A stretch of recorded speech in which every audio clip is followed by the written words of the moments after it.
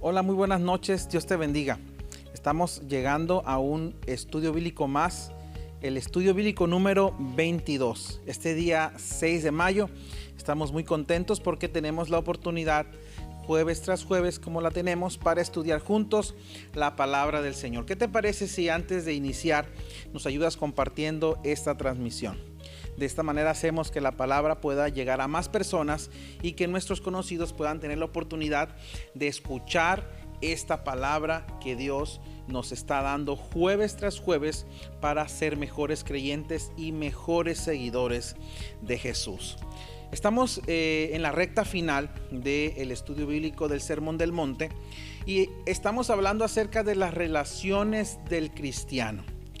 Hemos hablado ya de las relaciones básicas, como lo hicimos los jueves anteriores, los dos jueves anteriores, y hoy vamos a hablar acerca de la relación del cristiano, pero específicamente con los falsos profetas, y esto lo vamos a encontrar en el libro de Mateo, capítulo 7, versículos del 13 al 20. Para algunos comentaristas, el cuerpo principal del Sermón del Monte ya ha terminado. Es decir, cuando se trata de especificar de qué versículo a qué versículo está contenido el Sermón del Monte, algunos comentaristas hacen la referencia que de aquí en adelante se está hablando de la aplicación del Sermón del Monte. Sin embargo, vamos a nosotros a continuar explicando, pues de esta manera vamos a poder encontrar estas principios y verdades que Dios nos ha dejado en su escritura. Antes de entrar al tema de los falsos profetas y la relación que debemos de tener con ellos o cómo debemos de comportarnos cuando se presenten, Jesús toca un tema muy importante y es el tema de lo que John Stott en su libro llama la elección inevitable. Para ello quiero leer el versículo 13 y 14 de Mateo 7. Dice la palabra de la siguiente manera: entren por la puerta estrecha, porque es ancha la puerta y espacioso el camino que conduce a la destrucción, y muchos entran por ella. Pero estrecha es la puerta y angosto es el camino que conduce a la vida, y son pocos los que la encuentran. Finalmente Jesús tiene que confrontar a sus seguidores de una manera contundente y les hace la pregunta del $1.000.000. ¿A quién deben y a quién deciden seguir? Es necesario elegir entre el reino de Satanás o el reino de Dios, entre la cultura del mundo y la contracultura cristiana. Hay que decidir entre dos caminos y hay que decidir entre dos maestros, los falsos o los verdaderos. Muchos quisiéramos tener un mar de opciones cuando se trata de elegir. Sin embargo, Jesús nos da a escoger solamente entre dos opciones. No hay más. Y debe de ser una elección radical prácticamente. Es decir, sin titubeos, sin dudas, tenemos que prácticamente hacer una elección contundente. Hay dos caminos, dice Jesús, el camino angosto y el camino ancho. Un camino es fácil, espacioso, amplio, tan amplio para darse permiso para pecar sin que no pase nada y volver a Jesús cuando se quiera. Hay opción de seguir a Jesús en una temporada y olvidarnos de Él en otro tiempo y regresar nuevamente a sus caminos. Este camino no implica ningún tipo de esfuerzo para caminar y andar sobre Él. Es un camino amplio, un camino fácil. Por otro lado está el camino angosto. Y este camino, dice Jesús, es un camino difícil. Sus límites están claramente marcados, son bien claros. Es tan estrecho que este camino hay que andar con sumo cuidado para no salirse. Juan Crisóstomo completó esta idea de la siguiente manera: que aunque el camino es duro y angosto, también es yugo fácil y ligera carga. Pero también el texto nos habla no solamente de dos caminos, nos habla también de dos puertas. La puerta que conduce al camino fácil, dice, es ancho, porque es fácil entrar al camino fácil. Para entrar en esta puerta no necesitamos dejar nada atrás. No necesitamos comenzar de nuevo en nuestra vida. Ni siquiera tenemos que dejar nuestros pecados o nuestro orgullo o nuestra propia justicia. Pero la puerta que conduce al camino difícil, en cambio, es una puerta estrecha. Para entrar aquí hay que dejar todo atrás. El pecado, la ambición egoísta, la codicia, inclusive en ocasiones a la familia y a los amigos si es necesario. Porque para seguir a Jesús es necesario negarse a sí mismo. El tercer ejemplo de la elección radical que Jesús nos pide a sus seguidores es que ahora tenemos que elegir entre dos destinos. Y Moisés en el Antiguo Testamento explicó también la misma idea de la siguiente manera. Mira, dice, yo he puesto delante de ti hoy la vida y la muerte, el bien y el mal, la bendición y la maldición. Y esto que a continuación voy a mencionar es importante. Dice, escoge la vida, pues el camino es fácil. Se entra por la puerta angosta y su final es un final de perdición. Este camino en realidad es una misión suicida, condenada desde el principio.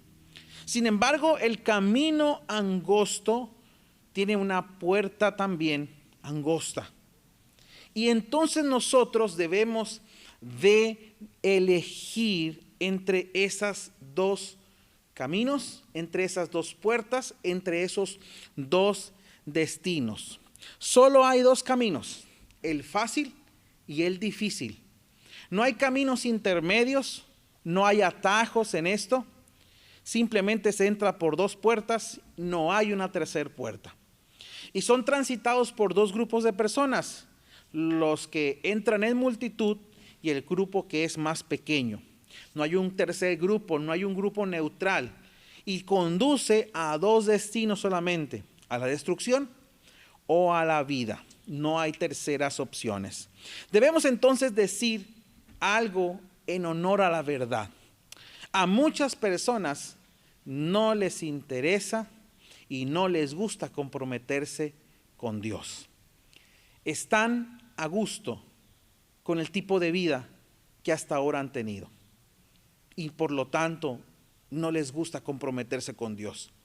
Pero mira, es necesario decidir. Es necesario, pues tarde o temprano Jesús no nos permite escapar de esta elección que debemos de hacer. Continuando con el pasaje, ahora Jesús va a hablar acerca de los falsos maestros. Y quiero que leamos Mateo 7, versículos del 15 al 20. Y dice de la siguiente manera: cuídense de los falsos profetas. Vienen a ustedes disfrazados de ovejas, pero por dentro son lobos feroces. Por sus frutos los conocerán. ¿Acaso se recogen uvas de los espinos o higos de los cardos? Del mismo modo, todo árbol bueno da fruto bueno, pero el árbol malo da fruto malo. Un árbol bueno no puede dar fruto malo, y un árbol malo no puede dar fruto bueno. Todo árbol que no da buen fruto se corta y se arroja al fuego. Así que por sus frutos los conocerán. Al decir Jesús que nos guardemos de los falsos maestros, de los falsos profetas también, esto será un sinónimo prácticamente en este estudio que estamos teniendo. Entre los falsos profetas o los falsos maestros, nota bien que Él está dando por sentado de que hay falsos profetas. De la misma manera que no tiene sentido, ¿verdad?, poner en nuestra casa un letrero de cuidado con el perro cuando tenemos apenas 2 gatos y un periquillo australiano. No tiene sentido poner un letrero cuando no hay ningún perro en nuestra casa que advierta a los que van pasando por nuestra casa que tengan cuidado. Así que la advertencia de Jesús es clara. Si Él dice que tengamos cuidado y que nos guardemos de los falsos profetas, es porque los hay y debemos cuidarnos de ellos. Se les llama profetas, ¿verdad?, porque pretendían tener una inspiración divina. Recordemos el rol que tiene el profeta en el Antiguo Testamento, una persona elegida por Dios para ser su portavoz y traer un mensaje al pueblo. Y este mensaje no era de ellos, era que Dios se los inspiraba y ellos lo proclamaban. Así que estos hombres falsos profetas pretenden tener inspiración divina y hablar en nombre de Dios, cuando en realidad Dios no les había hablado. Pero también se advierte de falsos apóstoles, porque había quienes pretendían tener una autoridad apostólica cuando no la tenían. O también podemos hablar de los falsos maestros o falsos cristos, porque negaban que Jesús era el Cristo y que había venido en carne. Mira, a lo largo de la historia cristiana han aparecido falsos maestros. Estos personajes han representado un desafío para la iglesia porque es necesario examinar y definir qué es verdad. Porque podemos decir que son falsos cuando examinamos su enseñanza. Y este desafío, el de examinar y definir qué es verdad, todavía es un desafío que sigue vigente hasta nosotros en este siglo XXI. Porque todavía hay muchos falsos profetas, hay muchos falsos maestros en algunas iglesias. Pero, ¿cómo podemos distinguir entre un falso profeta de uno verdadero? Según el Antiguo Testamento, un verdadero profeta era aquel que enseñaba la verdad por inspiración divina, y el falso profeta era aquel que alegaba tener una inspiración divina, pero en realidad difundía una mentira. El profeta Jeremías lo describió de la siguiente manera: los falsos profetas hablan visión de su propio corazón, mientras que los profetas verdaderos están en el secreto de Jehová, están atentos a sus palabras, hacen oír sus palabras a su pueblo y hablan de la boca de Jehová. La advertencia que Jesús hace entonces para nosotros en relación a los falsos profetas es: guárdense de ellos, que vienen a nosotros vestidos de ovejas, pero por dentro son lobos rapaces. Y los falsos profetas son tan peligrosos como engañosos. El peligro de los falsos profetas en realidad es que son lobos, no son ovejas. Y es que en el primer siglo en Palestina, el lobo era el enemigo por excelencia de la oveja. De ahí que el trabajo de un buen pastor será fundamental para salvar esta oveja que está indefensa frente al lobo. Pero había unos pastores que eran irresponsables con su rebaño. Eran cobardes para cuidar a su rebaño. Y cuando miraban que un lobo se acercaba a alguna oveja, simplemente recogían a las demás y seguían su camino y no cuidaban a esa oveja que había quedado completamente sola frente al lobo. Así que de esta manera Jesús nos dice que su rebaño está a merced de buenos pastores, pero también hay lobos vestidos de ovejas. El buen pastor alimenta al rebaño con la verdad, el falso maestro como un lobo. El apóstol Pablo dijo las siguientes palabras, hablando de este mismo tema: sé que después de mi partida entrarán en medio de ustedes lobos rapaces, que no perdonarán al rebaño, y de ustedes mismos se levantarán hombres que hablen cosas perversas para arrastrar tras sí a los discípulos. Por tanto, dice Pablo, velar. ¿Cuáles son las cosas perversas que nuestro entorno y que son un peligro para la iglesia? En el Antiguo Testamento los falsos profetas entusiasmaban al pueblo con falsas esperanzas, diciendo que Jehová traería paz y que no vendría mal sobre ellos. Eso es lo que decían los falsos profetas, cuando en realidad el pueblo de Israel entraría en un proceso difícil. Ellos les daban un sentido de falsa seguridad, cuando Dios en realidad no había dicho nada de lo que ellos estaban mencionando. Los falsos profetas arrullaban al pueblo para que siguieran durmiendo en su pecado y no les advertían de que vendría juicio de Dios. Por estas cosas Jesús advierte a sus seguidores de los falsos profetas, Porque estos falsos profetas son hábiles para nublar y distorsionar el evangelio de Jesús. Son expertos para engañar, inclusive llevarlos a la destrucción, aunque en sus palabras ellos les aseguran el cielo. Los perros y los cerdos, de los que ya mencionamos en los estudios bíblicos pasados, son fáciles de identificar por sus hábitos. Pero el problema de los lobos es que están disfrazados de ovejas. De tal manera que todos les dan la bienvenida porque en su apariencia son ovejas, son como ovejas. Pero cuando se dan cuenta de quiénes son verdaderamente, es demasiado tarde, porque han entrado a la iglesia y han hecho daño rotundamente. El falso maestro simula enseñar o ser un maestro de la verdad. Y no debemos dejarnos ir por las apariencias. No debemos de irnos por los títulos rimbombantes o los nombramientos apantallantes o los títulos, ¿verdad?, que alguien puede presentar como una evidencia de un verdadero o genuino profeta o maestro. Nosotros debemos de ser vigilantes y debemos de ser críticos de todo lo que se dice, examinar todo, tener la actitud que los de Berea tenían, inclusive para examinar las palabras de Pablo y su enseñanza. Jesús entonces va a terminar esta parte del sermón para concluir con otra parábola y otra historia para reforzar la idea de lo que está viniendo, de lo que viene diciendo.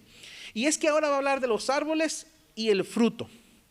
Pueden llegar a ser engañados por un lobo que se viste de oveja, dice Jesús, pero no pueden cometer el mismo error con un árbol y su fruto. Un lobo puede disfrazarse, pero un árbol no. ¿Cuáles son estos frutos? Es la pregunta que tenemos que responder para ir terminando este estudio en este día jueves. El primer tipo de fruto por el cual los falsos profetas revelan su verdadera identidad es la esfera del carácter y la conducta. Más tarde Pablo hablará sobre el fruto del Espíritu, que vendría siendo una continuidad de la misma idea que Jesús presentó. Pero en cualquier momento que veamos en un maestro, en el cual hay mansedumbre, hay humildad de Cristo, se nota su amor, su paciencia, su bondad, su benignidad, se puede apreciar su dominio propio. Tendremos evidencias para saber que ese es un verdadero profeta o maestro. Pero siempre que estas cualidades que acabo de mencionar no estén presentes, sino que veamos a alguien que está mostrando y realizando las obras de la carne más que el fruto del Espíritu, cuando veamos que en esa persona hay enemistad, hay impurezas, hay celos, hay libertinaje, no dudemos que estamos frente a un falso profeta o maestro, alguien impostor de este ministerio tan importante en la iglesia, sin importar lo pretencioso de sus demandas y lo engañoso de su enseñanza. Es un falso profeta. El segundo fruto de un profeta es la enseñanza real del hombre. Es decir, Jesús dice, por el fruto se conoce al árbol. ¿Cómo pueden hablar de lo bueno siendo malos?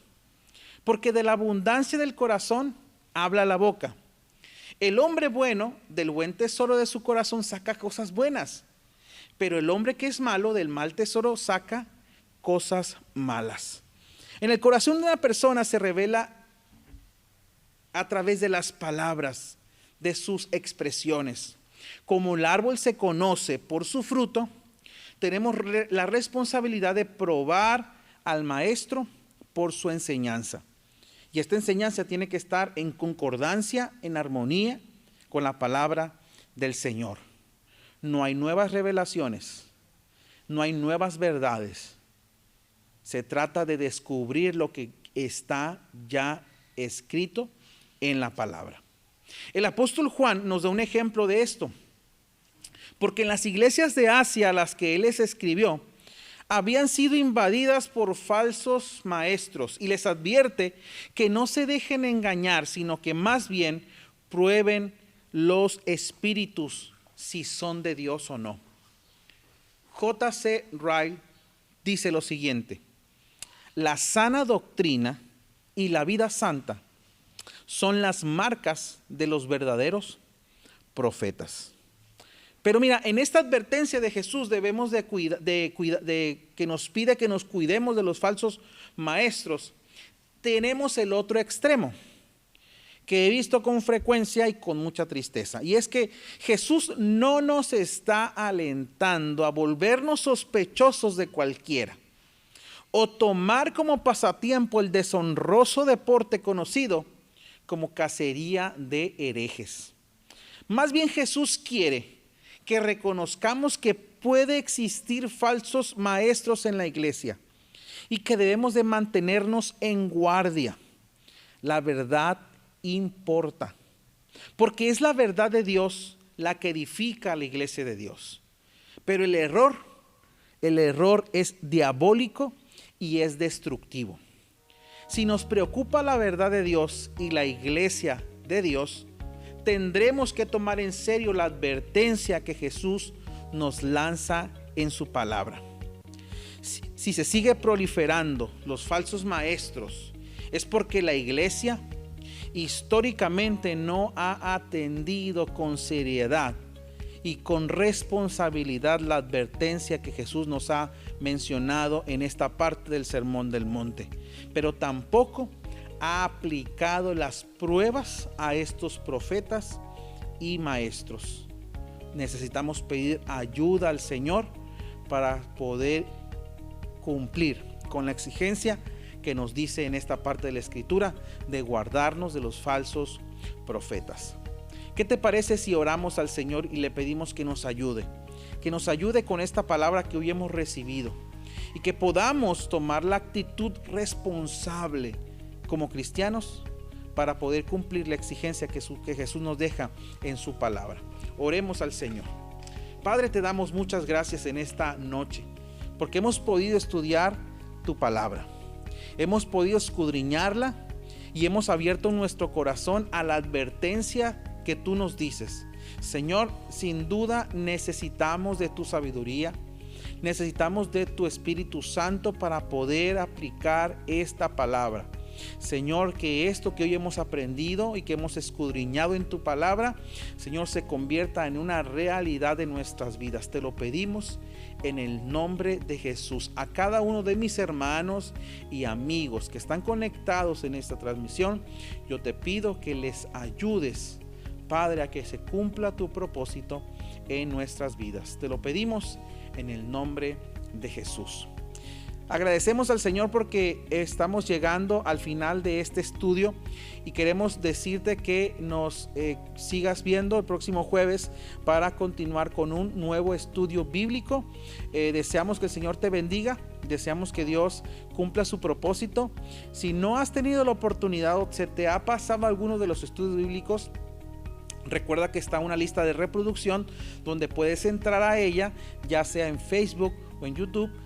Puedes sintonizar la lista de reproducción y puedes encontrar todos los estudios bíblicos desde el principio para que puedas ir poniéndote al corriente y puedas descubrir y aprovechar cada palabra, cada estudio que hemos preparado para ti. Desde la Pastoral de Central Cabo, deseamos que el Señor te bendiga, que Dios sea contigo y que tengas un excelente fin de semana. Dios te bendiga.